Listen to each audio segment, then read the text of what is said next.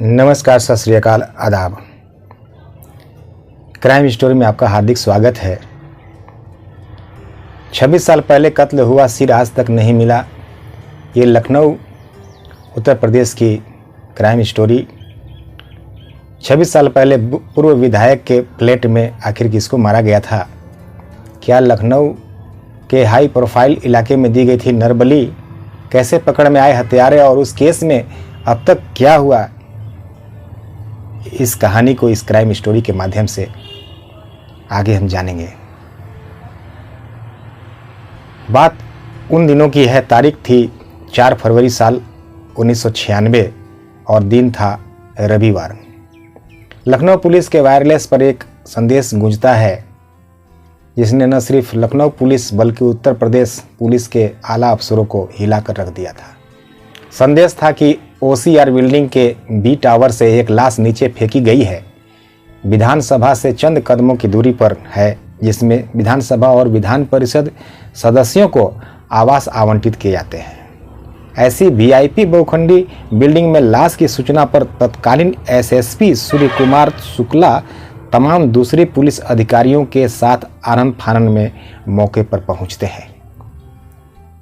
लाश जूट के बोरे में फेंकी हुई थी। बोरा ऊपर से नीचे गिरने से फट गया था, जिसमें लाश के कुछ अंग बाहर दिखाई दे रहे थे।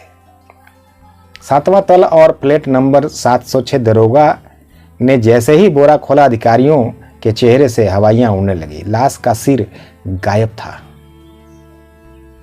वह सिर कटी लाश थी। करीब 1 घंटे की छानबीन के बाद पुलिस इस नतीजे पर पहुंचती है कि लाश 7वें तल्ले की बालकनी से नीचे फेंकी गई थी। लाश पुरुष की थी, जिस्म पर पैंट और शर्ट थी। पुलिस को उसकी जेब से सिवा एक रुमाल के कोई ऐसा साक्ष्य नहीं मिला जिससे लाश की पहचान हो पाती। पुलिस ने आसपास काफी तलाश की, लेकिन लाश का सिर पुलिस को नहीं। उनके निशानों के सहारे पुलिस इस नतीजे पर पहुंचती है कि लाश को फ्लैट नंबर 706 से खींचकर बालकनी तक लाया गया था। फ्लैट के गेट तक सफाई के बाद भी पुलिस को खून के कुछ निशान मिल गए, लेकिन फ्लैट नंबर 706 में ताला लगा था।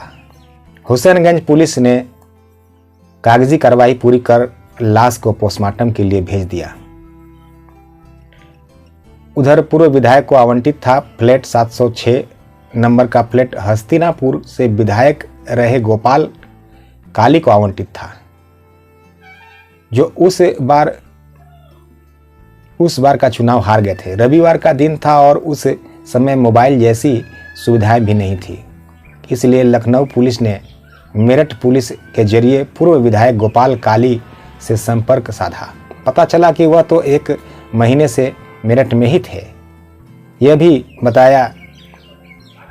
बताया गया कि फ्लैट की 2 चाबियां हैं, एक उनके पास रहती है जबकि दूसरी चाबी फ्लैट की साफ सफाई करने वाले केयर टेकर मनोज शर्मा के पास रहती है। मनोज शर्मा 1 फरवरी को अपने घर पौड़ी यानी उत्तराखंड गया हुआ था, उसकी चाबी उसी के पास। गोपाल काली ने पुलिस को यह भी बताया कि लखनऊ जाने वाले उनके अधिकांश समर्थक उनसे चाबी ले जाते हैं और वहीं फ्लैट पर ही रहते हैं। 31 जनवरी को ही एक समर्थक ने उन्हें फ्लैट की चाबी वापस की है। बलि देने की आशंका रिटायर्ड IPS राजेश पांडे बताते हैं कि फ्लैट की एक चाबी पौड़ी में है और दूसरी पूर्व विधायक के पास होने की जो जानकारी पुलिस फ्लैट का ताला तोड़कर अंदर घुसी तो अंदर कमरे की ठीक से सफाई की गई थी। डबल बेड पर नई चादर पड़ी थी, लेकिन पुलिस ने जैसे ही चादर हटाई, गद्दे पर काफ़ी खून दिखाई दिया। साथ ही पुलिस को सफाई के बारे में कमरे की फर्श में खून के निशान मिले, जिससे इस बात की तस्दीक हो गई कि हत्या उसी कमरे में की गई थी। बाथरूम में वॉश बेसिन में मिले खून के निशानों ने इस बात की पुष्टि की कि वहां खून साफ किया गया है। कमरे की तलाशी के दौरान पुलिस को वहां से भारी मात्रा में शराब की खाली बोतलें मिली। इसके अलावा कुछ भी आपत्तिजनक सामान पुलिस ने फ्लैट से बरामद नहीं किया। उस समय लखनऊ में क्राइम रिपोर्टर रहे दीपक शर्मा के बताते हैं कि मामला पास इलाके में सिर कटी लाश मिलने का था, इसलिए अखबारों में उससे जुड़ी खबरों को प्रमुखता मिल रही थी। कमरे की छानबीन से ऐसा प्रतीत हो रहा था कि जैसे वहां हवन और पूजन किया गया हो। इससे वहां बलि दिए जाने की आशंका भी अखबारों में छपी थी। संदेह के घेरे में इस बीच पूर्व विधायक गोपाल काली भी लखनऊ आ गए थे।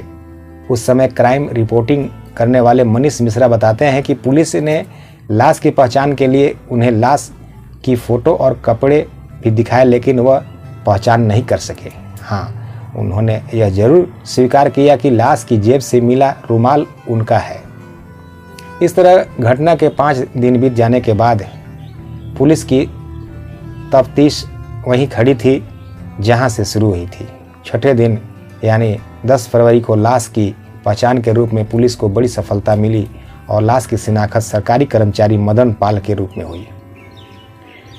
गोपाल काली ने बताया कि मदन पाल सचिवालय में नौकरी करता था और साथ ही साथ उनके क्षेत्र से जुड़े काम भी करता था। जब वह लखनऊ में नहीं होते थे तो वह काम के लिए अपने समर्थकों को मदन पाल के पास पत्र लिखकर भेज देते थे।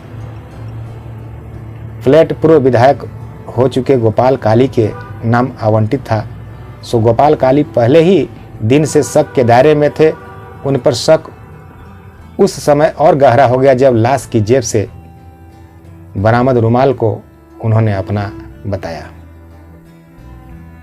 गोपाल काली अभी जीवित हैं। उन्होंने हमसे बातचीत में बताया कि समाचार पत्रों के साथ पुलिस की शक की सुई लगातार उन पर और उनके विधायक मित्र पर, जो बाद में एक राज्य के मुख्यमंत्री और केंद्र में मंत्री हुए, उस पर थी। रोज अखबारों में उन दोनों को लेकर खबरें छप रही थी। आखिरकार उन लोगों ने तत्कालीन एसएसपी सूर्य कुमार शुक्ला से मुलाकात की और मामले में तेजी से जांच करने का अनुरोध किया। इस लखनऊ मर्डर केस में टेलीफोन डायरी से खुली घटना हत्या को कोई सुराग नहीं मिल रहा था और न ही लाश का सिर। ऊपर से लगातार पुलिस पर दबाव बढ़ रहा था। इसी बीच पुलिस को उस फ्लैट से एक टेलीफोन डायरी मिली जिसमें 100 से ऊपर नंबर थे। पुलिस ने सभी नंबरों पर फ़ोन करना शुरू किया। इसी बीच डायरी से एक नंबर पुलिस को मिला जो मवाना मेरठ निवासी अशोक शर्मा उर्फ अशोक पंडित का था। पुलिस को आसपास के लोगों से यह भी जानकारी मिली कि अशोक घटना के दिन ओसियार में देखा गया था।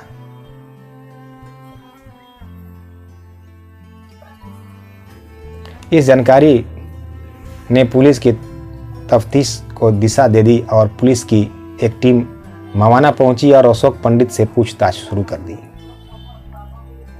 पहले तो उसने पुलिस को खूब भरमाया, लेकिन सख्ती करने पर वह टूट गया और स्वीकार किया कि उसी ने अपने साथी के साथ मदन पाल की हत्या की। रिटायर्ड आईपीएस राजेश पांडे के मुताबिक पुलिस अशोक पंडित को लखनऊ लाई और पूछताछ के दौरान उसने बताया कि वह 2 फरवरी को एक तबादले के सिलसिले में अपने दोस्त नौशाद के साथ लखनऊ आया था।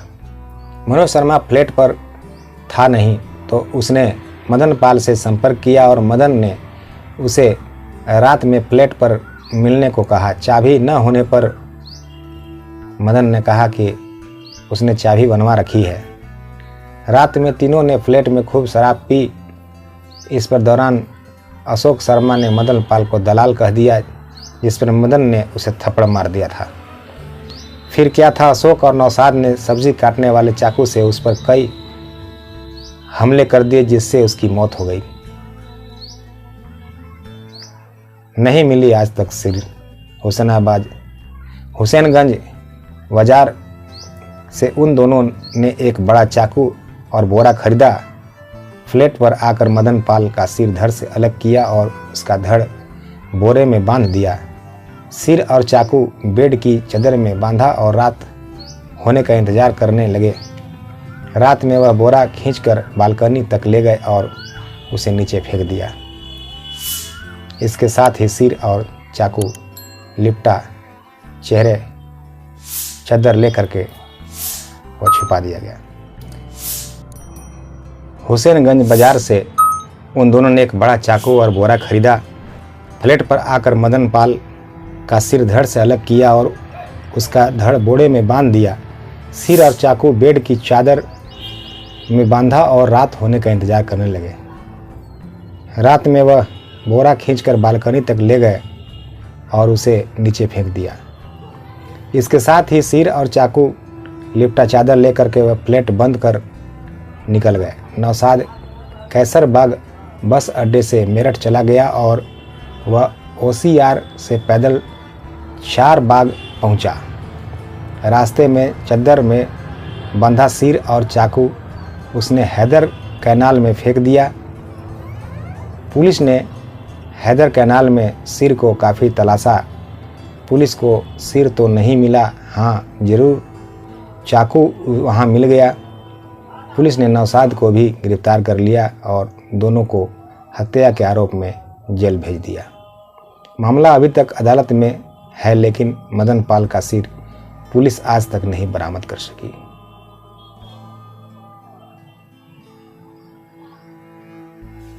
दोस्तों, इस तरह से क्राइम हमारे देश में प्रतिदिन कुछ न कुछ मामलों को लेकर होती रहती हैं। इस वीडियो का उद्देश्य क्राइम को रोकने के लिए है। इस क्राइम स्टोरी में ऐसे वारदात जिंदगी को बर्बाद कर देती है। आप हर एक पहलुओं पर ध्यान देंगे। जिंदगी जीने के लिए मिला है, आप इसे प्यार से जिएं, अपने परिवार के साथ जिएं, खुशी से जिएं और ज़िंदगी का आनंद लें।